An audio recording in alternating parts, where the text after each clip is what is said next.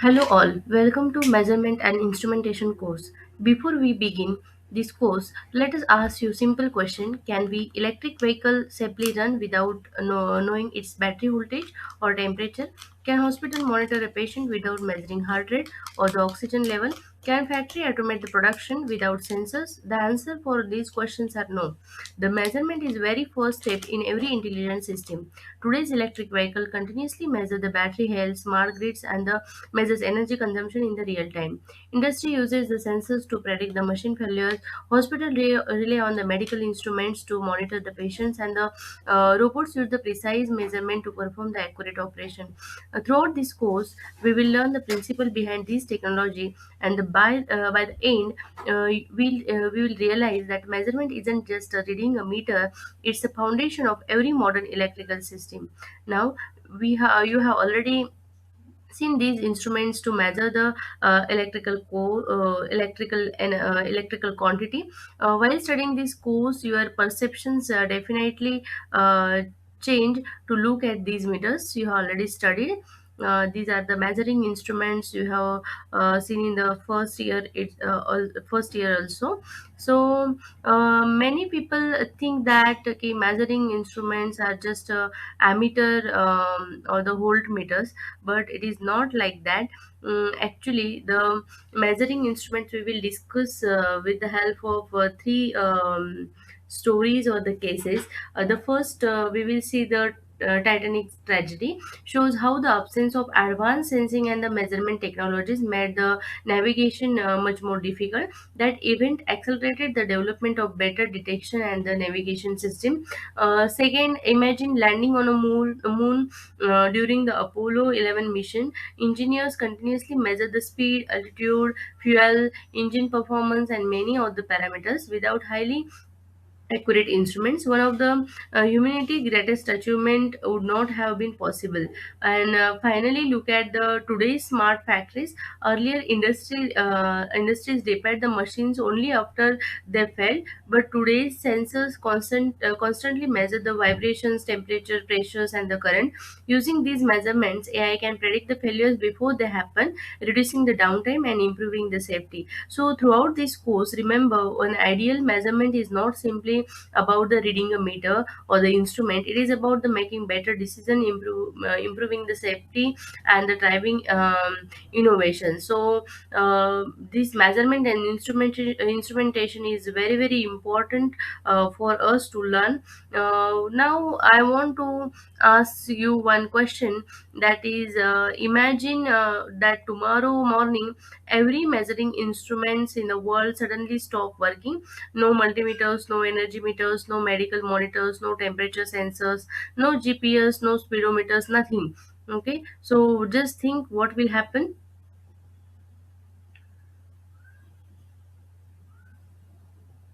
Okay, would electricity companies be able to calculate your monthly bill? Could doctor monitor the patient heartbeat, blood pressure, oxygen level during the surgery? Could electric vehicles safely manage its battery without measuring voltage, current, and temperature? Would pilots know the aircraft speed and the altitude? Would industries know the pressure inside the boiler? Could a power plant monitor the voltage, frequency, and the power flow?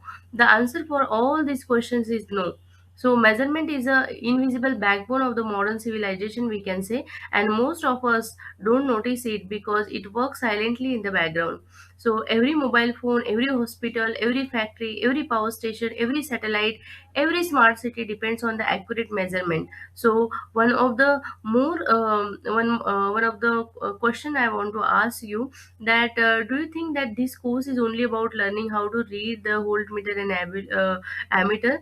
Absolutely, it is not. By the end of this course, we are going to measure. We are going to see how the measuring instruments are work, how they sometimes give the incorrect reading, how measurement errors occurs, how instruments are calibrated, and all these things. We will see the roadmap of these particular syllabus now.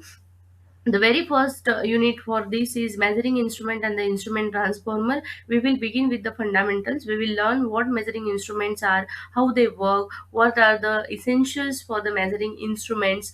We will divide this chapter into three parts. First is measuring essentials, second is measuring instruments, and third is the instrument transformer. So in instrument transformer we will see how the CTPT safely measure the high current and the voltages in the power system, and the second unit about the measurement of power and the energy. Next we will learn how the electrical power and the energy are measured. So you will understand how watt meters and energy meters work, how to discover the technology behind electricity bill you received every month. So unit number 3 is about the again measurement of resistance, inductance, and the capacitance. This is in this we will study the different bridge circuits measurement techniques using accurately used to measure the accurately uh, resistance, inductance, and the capacitance. So this method is widely used in the laboratories, industries, and the testing applications. We will also perform the experiments on the same. Next, unit number 4 is electronic instrument.